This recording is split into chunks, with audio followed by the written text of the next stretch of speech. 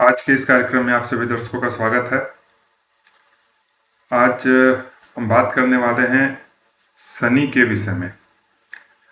शनि जब अस्त होकर के जन्म कुंडली के लग्न स्थान में बैठते हैं तो व्यक्ति के स्वभाव पर, उसके जीवन पर, उनकी जन्म से लेकर के मृत्यु तक जो 4 अवस्थाएं होती हैं, उन 4 अवस्थाओं पर क्या क्या प्रभाव पड़ेगा, इसके विषय में आज हम चर्चा करने वाले हैं।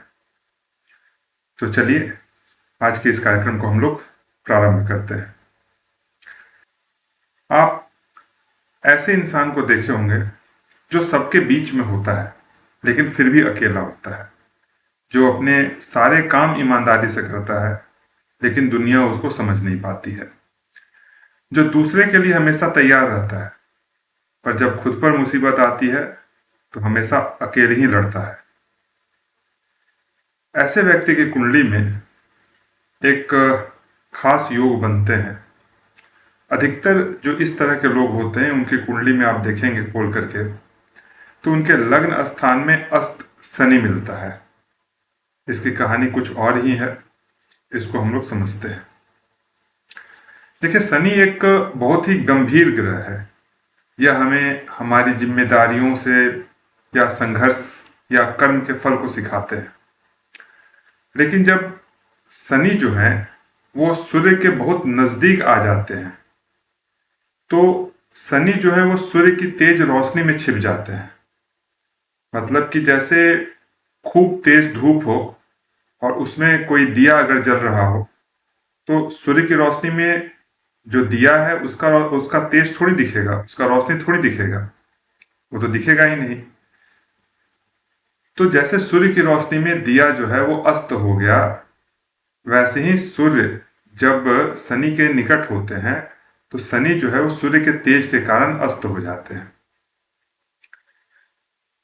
अब ध्यान दीजिए कि अगर यही अस्त शनि जन्म कुंडली के पहले यानी हमारी कुंडली के मुख्य स्थान में बैठ जाए, जहां से हमारा पूरा व्यक्तित्व तय होता है, तो फिर ऐसे शनि जो है वो इंसान के अंदर कुछ अलग तरीके की प्रवृत्ति देते हैं।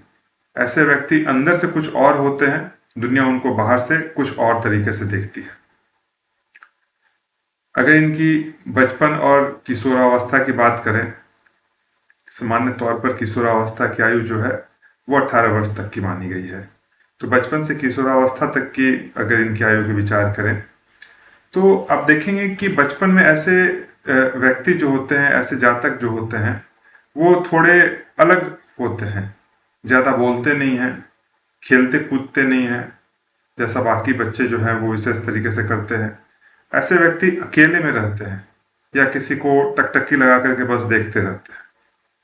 माता पिता कई बार डर जाते हैं कि हमारा बच्चा चुप क्यों है। शरीर पर भी असर होता है, चाल थोड़ी सी जो है वो धीमी होती है। और ख़ास तौर से आप देखेंगे कि ऐसे बच्चों को दांत जो है वो देर से आते हैं। सामान्य तौर पर 7 साल 8 साल की उम्र में बुखार या फिर चोट, शरीर पर चोट या फिर कहीं घाव के निशान लगते हैं। 14वें साल के आसपास में स्कूल में कोई ऐसा पल आता है जो इनके आत्मसम्मान को ठेस पहुंचाता है। जैसे सभी के सामने टीचर ने डांट दिया बिना किसी कारण के, या दोस्तों के सामने कोई मान अपमान वाली घटना हो गई, इस तरीके के। जब ये युवावस्था में प्रवेश करते हैं, यानी 19 साल से लेकर के 32 साल तक, तो ऐसे व्यक्ति, ऐसे जातक जो हैं वो दुनिया को समझने में उलझे हुए रहते हैं। ये ज़्यादा गहराई से सोचते हैं पर अपनी गहराई दूसरे के सामने व्यक्त नहीं करते हैं। लोग मजाक करते हैं, ये बस मुस्कुरा कर रह जाते हैं। अंदर से सोचते हैं लोग मुझे पसंद करेंगे या नहीं। प्रेम संबंधों में दिक्कत आती है, कोई पसंद भी हो तो फिर उसको बता नहीं पाते हैं। कई बार सामने वाला कह देता है तुम ठीक हो लेकिन तुम्हें समझना मुश्किल है। कैरियर में भी संघर्ष आता है। पढ़ाई पूरी करने के बाद मन मुताबिक नौकरी नहीं मिलती है या नौकरी मिलने में इनको देरी होती है। उम्र का जो 24वां साल है, उस साल में कोई कैरियर में झटका लगता है या फिर प्रेम प्रसंग टूटता है। 29वें और 30वें साल में जब शनि की पहली वापसी होती है तो इनको अंदर से बहुत ही बेचैन रहते हैं। कोई अंदर से डर या कोई बात इनको बहुत ज्यादा झकझोर करके रखता है। मानसिक रूप से ये स्थिति जो है 29वें 30 साल वाली जो स्थिति है बहुत अच्छी नहीं होती है। इनकी प्रौढ़ावस्था की यदि बात करें, प्रौढ़ावस्था सामान्य तौर पर 33 साल से 50 साल तक की आयु को माना गया है। इस समय व्यक्ति के सामने जीवन की सच्चाई समझ में आने लगती है।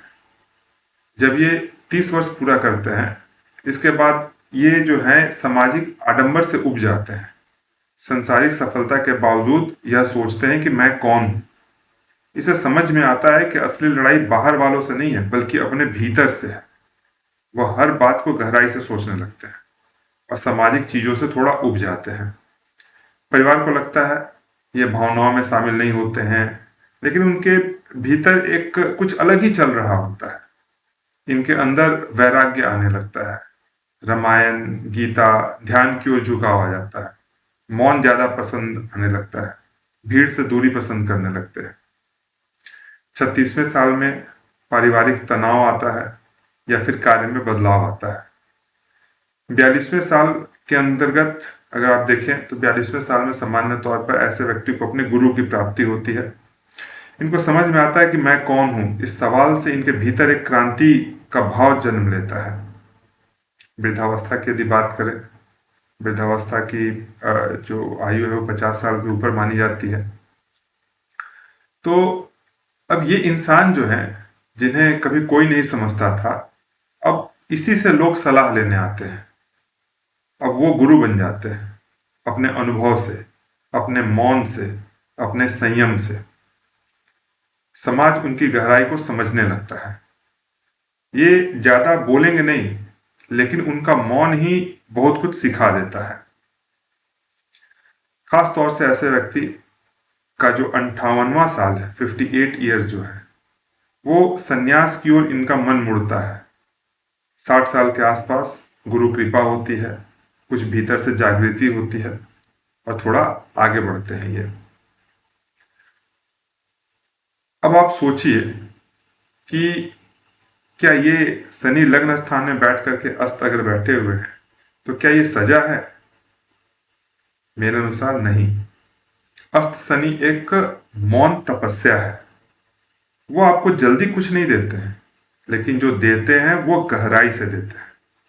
वो आपको भीड़ में खोने नहीं देते हैं, वो आपको खुद से मिलवाते हैं। अस्त शनि जो है वो कहते हैं कि मैंने तुमको धीमा किया ताकि आप अच्छे से देख सको। मैंने तुम्हें अकेला किया ताकि आप अपने आत्मा के ज्ञान से जुड़ सके। मैंने आपको रोका ताकि आप भीतर की ओर चल सके। निष्कर्ष के रूप में कह सकते हैं कि अस्त शनि जो है वो आपके जीवन का गुरु है। अगर आपकी कुंडली में अस्त शनि लग्न में बैठे हुए हैं तो आप साधारण नहीं हैं। आपकी आत्मा एक तपस्वी की तरह है। संघर्ष जरूर आएंगे, लेकिन वो संघर्ष ही आपकी सबसे बड़ी ताकत बनेगा। और जब आप उठेंगे तो सिर्फ अपने लिए नहीं उठेंगे, बल्कि दूसरे के लिए भी एक मार्ग बन जाएंगे। यह अस्त शनि आपको बाहर की दुनिया से नहीं बल्कि आपको भीतर की दुनिया से मिला रहा होता है। अतः यह अंत नहीं है, यह आपकी एक सुंदर शुरुआत है। अगर आपको ये अनुभव पसंद आया हो तो इस ज्ञान को अपने तक सीमित मत रखिए। किसी ऐसे इंसान को जरूर भेजिए जो इस मौन यात्रा में अकेला चल रहा है। हरिओम नारायण।